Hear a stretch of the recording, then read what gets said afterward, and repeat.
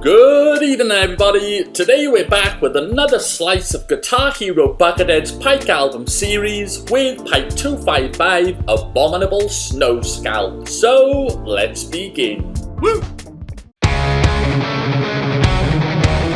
Released March 9th, 2017, Pike 255 was the second of 5 albums released that month, with the title Abominable Snow Scalp no doubt a play on the Abominable Snowman. And for those who don't know, Abominable basically means horrible, gross and disgusting. Nice. Pike 255 kicks off with its title track Abominable Snow Scalp, and what an opener. The pacing is excellent, there's several outstanding solos, and the guitar's tone is fantastic. It also has some brief acoustic noodling midway, followed by a feel-good section nearing the end of the song. Unfortunately, the drum track is extremely flat and generic, which is so disappointing because the song really is outstanding and deserved much better. Still, for composition and guitar work, it's a 5-star gem.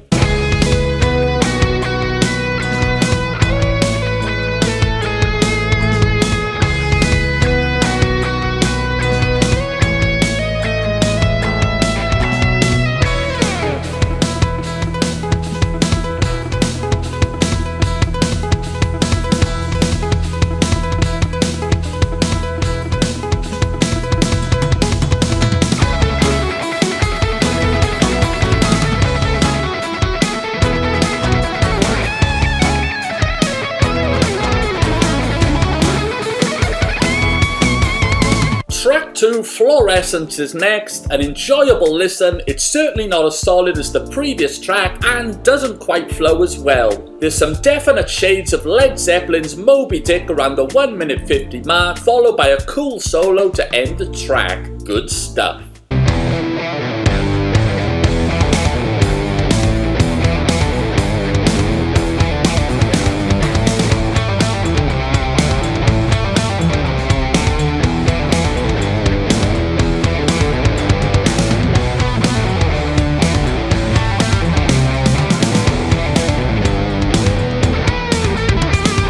Track 3, Headless Reflection, is the album's longest track at 6.5 minutes and sees Buckethead in super shred mode. The entire song is made up of countless shred sequences, and though it might not be a song you will instantly replay or come back to that often, it's one you will instantly admire for its skill.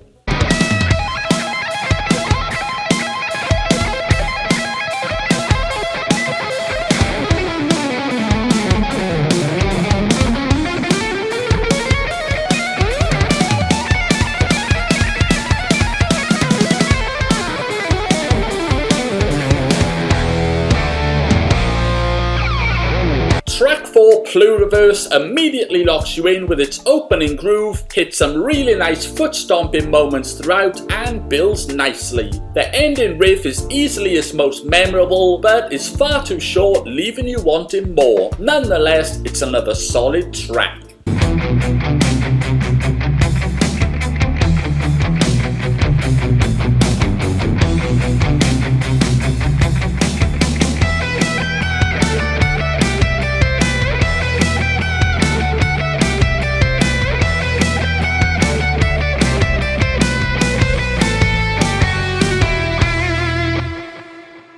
Track 5, Crater Ridge, is the album's second longest track at 5.5 minutes and feels like about 5 totally different songs blended together. What starts as an 80s power ballad solo turns into a shred attack, which is then followed by some Middle Eastern sounding licks, then some dark acoustic noodling transcending into a feel-good outro. It's excellently done and definitely a track that has grown on me over time.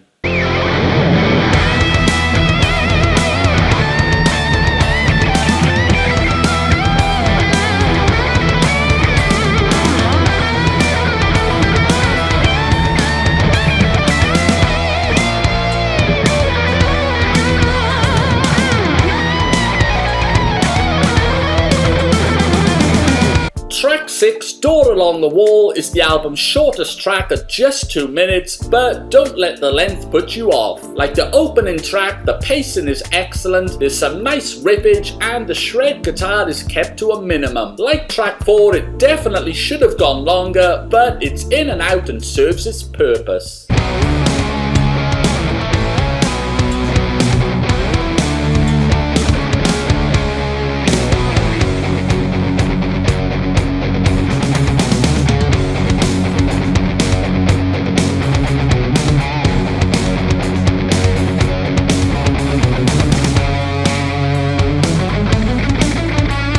The album concludes with track 7, Pincushion. Multiple heavy riffs intertwined with super clean shred guitar. The shred isn't anything you haven't already heard from track 3, but like the previous track, it's kept to a minimum and used effectively. A suitable end to a good album.